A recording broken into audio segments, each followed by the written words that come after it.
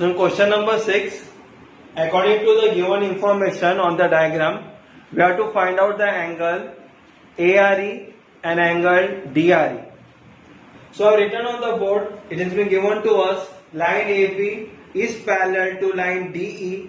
ये हम लोग को टेक्स्ट बुक में ना दिया हुआ, और अगर ये दो लाइन पैरेलल है तो मैं AD को ट्रांसवर्सल पकड़ता हूं, तो मैं यहां पे लिखता हूं and line AD is transversal. अगर मैं ट्रांसवर्सल पकड़ा, ये दो लाइन पैरेलल है, AD ट्रांसवर्सल है, तो सिर्फ पहले आप लोग ये दो लाइन को कॉन्सेंट्रेट करो, पैरेलल लाइंस को, और एक ट्रांसवर्सल को कॉन्सेंट्रेट करो. बस यहां पे ध्यान दे दो. तो क्या कौन सा फिगर दिखता है? ये जेड टाइप, उल्टा जेड टाइप फिगर दिखता है. तो जब कभी भी जेड टाइप फिगर आ गया तो which angle it makes? Alternate angles. So this angle and this angle, it is in Z type, so it makes a pair of alternate angles. So we can write it down here as, therefore angle BAD is equal to angle ADE is equal to 70 degree. Reason लिख सकता हूं alternate angles करके. Correct. ये क्या बन गया? Alternate angle. तो इसका भी मेजरमेंट हो गया 70 degree. Now what you can see, a triangle DRE, triangle is there. So in triangle DRE, we know that measures of all the angles of a triangle is how much? It is 180 degree. So what we can do it here, we can just remove the angles which have been given to us from 180 degree. So 180 में से 40 निकाल दो तो कितना बचता है? 140. 140 में से भी 70 निकाल दो तो कितना बच गया? 70 डिग्री. तो मेरा major angle DRE is equal to 70 degree. So we write it here. In triangle DRE, angle, first we write it down like this way. हमारे पास क्या था? ADE का मेजरमेंट था 70 डिग्री, तो उसके जगह पे लिखेंगे RDE का मेजरमेंट 70 डिग्री को पहले लिखते हैं हम लोग. So we can write it down, therefore angle RDE is equal to 70 degree. समझ में आया क्यों? ADE का वैल्यू 70 था ना, उसके जगह हम लोग छोटा लाइन लेते हैं RDE. रीजन लिखेंगे A dash R dash D, तीनों पॉइंट एक लाइन पे ही है, A dash R dash D. उसके बाद हम लोग लिख सकते हैं in triangle RDE, angle RDE plus angle DRE plus angle RED is equal to 180 degree. What will the result? Sum of measure of all angles of triangle is 180 degree. ये हो गया हमारा रीजन. उसके बाद उसका वैल्यू पुट आउट करो. RD का value कितना आया था? 70 प्लस DRE का मेजरमेंट कितना है? नहीं दिया हुआ है. Right as it is. Plus RED का वैल्यू है 40 is equal to 180 degree. Correct. So what you return here? Therefore 70 degree plus angle DRE plus 40 degree is equal to 180 degree. अभी 70 प्लस 40 कितना होता है? 110. Therefore 110 plus angle DRE is equal to 180 degree. समझ में आया बच्चे लोग? तो फिर मेरा DRE का मेजरमेंट कितना? It is equal to 180 degree minus 110. So we'll write it here.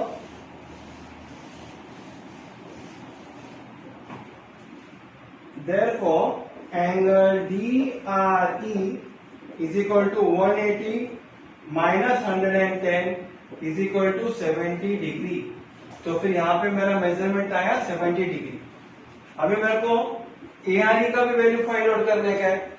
So you all know, देखो एक स्ट्रेट लाइन बन जाता है, करेक्ट। तो एंगल से लीनियर पे दोनों एंगल मिला के, तो हम लोग लिख सकते हैं angle DRE plus angle ARE is equal to 180 degree. Reason लिखो, angles in linear pair,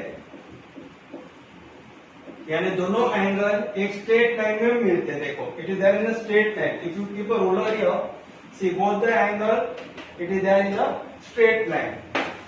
so now what will do here, will put on the values. Therefore DRE का मेजरमेंट कितना आया था, 70। तो लिखो 70 plus angle ARE is equal to 180 degree.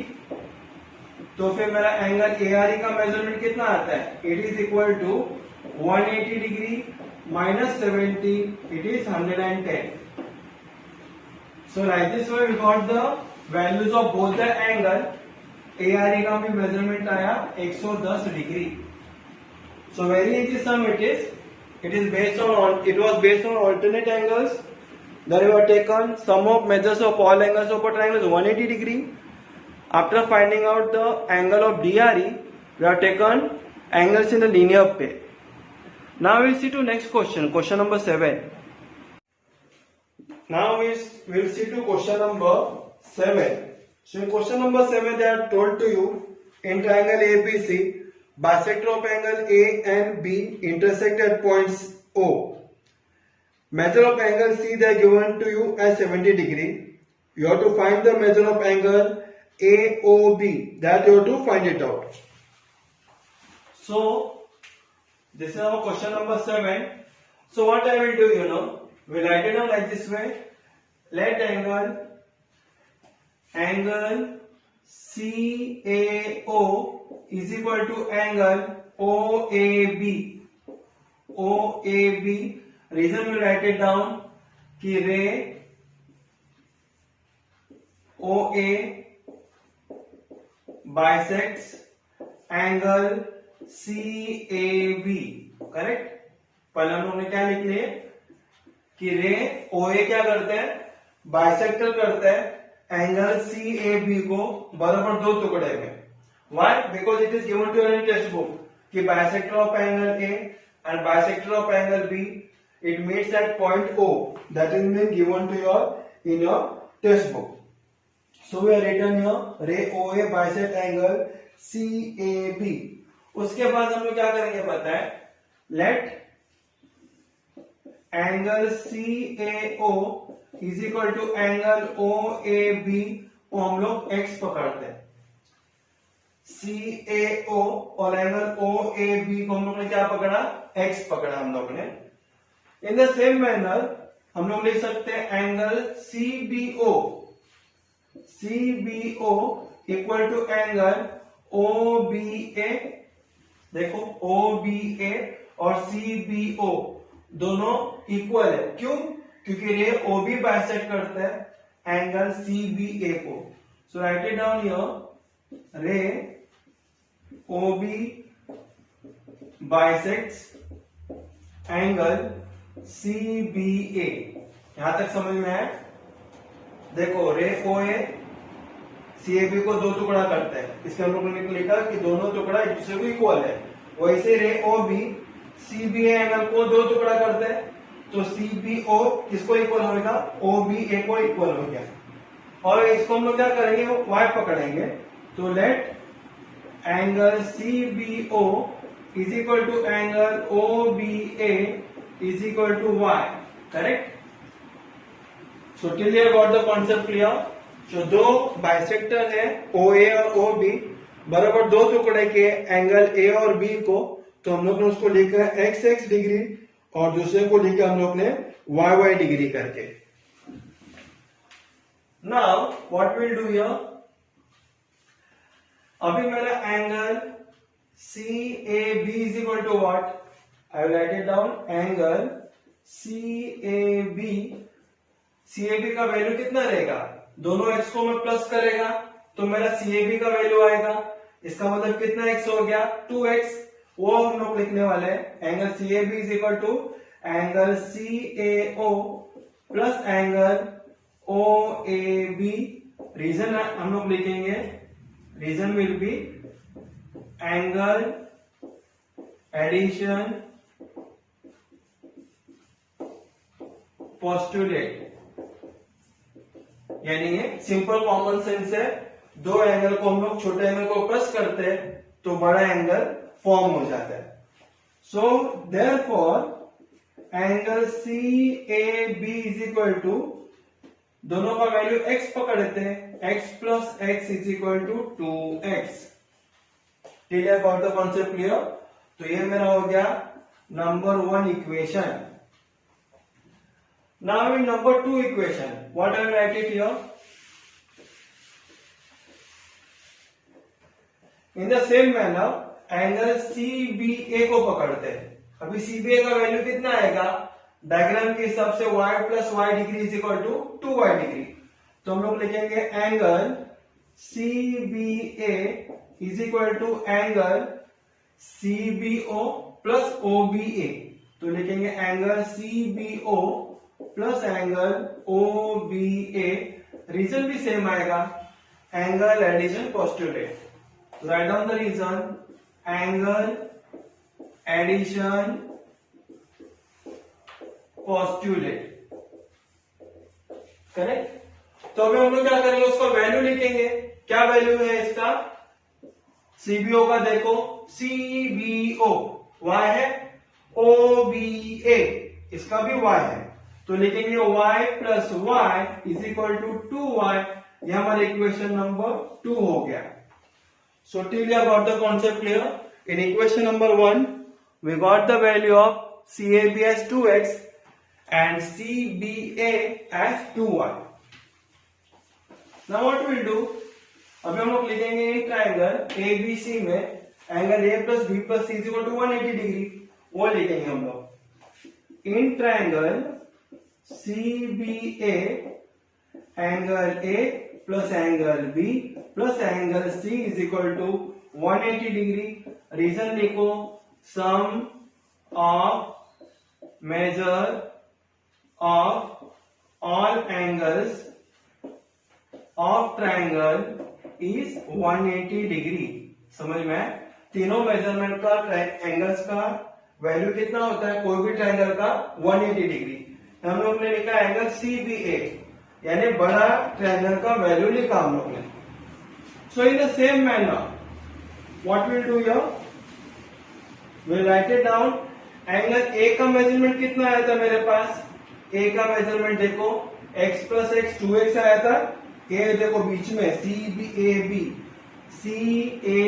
यानी पूरा angle A का मेजरमेंट आया था 2x, लेकिन ये 2x प्लस B का मेजरमेंट आया था 2y प्लस C का मेजरमेंट है 70 degree is equal to 180 degree. Reason लिखेंगे फ्रॉम 1 नंबर से लिया और 2 नंबर से लिया हम लोग ने। 1 नंबर से क्या लिया हम लोग ने, 2x लिया। 2 नंबर से क्या लिया, 2y लिया। किसका, B का value. Clear, got the concept clear? ये हो गया मेरा B का वैल्यू 2y और एंगल A का वैल्यू आया 2x, that I have written here. Now 2x और 2y में कॉमन क्या दिखते हैं, दोनों में 2 नंबर कॉमन दिखते हैं, तो 2 बाहर निकालो, x प्लस वाई लिखेंगे is equal to 180 plus 70 equal to का राइट हैंड साइड में जाता है तो होता है -70।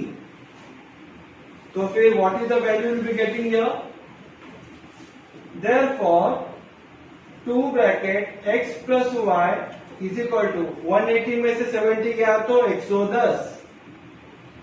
अभी मैं 2 देखो मल्टीप्लाई है ना दोनों को, मेरे को 2 नंबर नहीं चाहिए, x प्लस वाई वही चाहिए। तो 2 इक्वल टू का राइट हैंड साइड में जाता है तो होता है डिवीजन, मल्टीप्लीकेशन का opposite. So x plus y is equal to 110 upon 2, so we get in the value as 55 degree. ये हो गया मेरा इक्वेशन नंबर 3। तो x plus y we got how much degree, 55 degree. ये हो गया हमारा x प्लस वाई का वैल्यू। अभी हम लोग क्या करेंगे पता है, छोटा ट्राइंगल लेंगे। छोटा ट्राइंगल कौन सा है, ओ ए बी, वो ट्राइंगल है। So write it down here.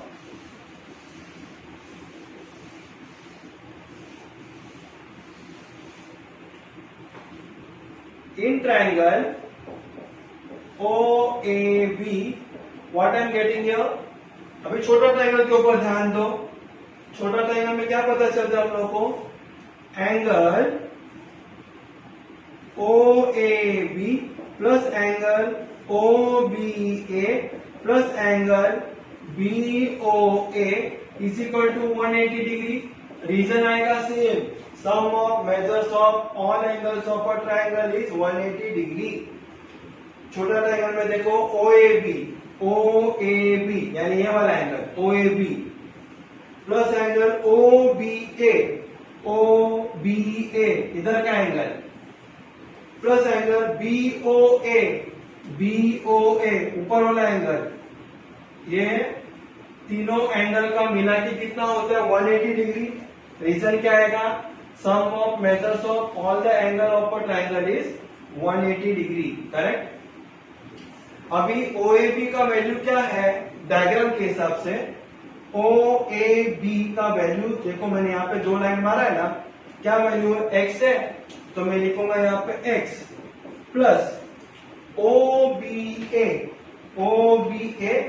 यहाँ पे मैंने 2 लाइन मारा है, क्या वैल्यू है इसका, वाई, सिर्फ सिंगल वाई है तो वाई प्लस बी ओ ए का कुछ अल्फाबेट भी नहीं है ना नंबर है, तो हम लोग लिखेंगे as it is B O A is equal to 180 degree.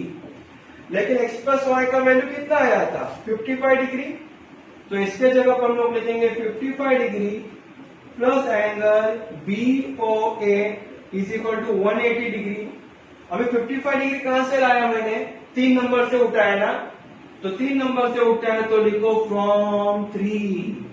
समझ में आया बच्चे लोग, कहां से लिया मैंने, 3 नंबर से 55 को। So that's why I didn't rub that line also. So now therefore again I draw therefore angle BOA is equal to 180 plus 55 equal to का राइट हैंड साइड में जाता है तो होता है -55 डिग्री।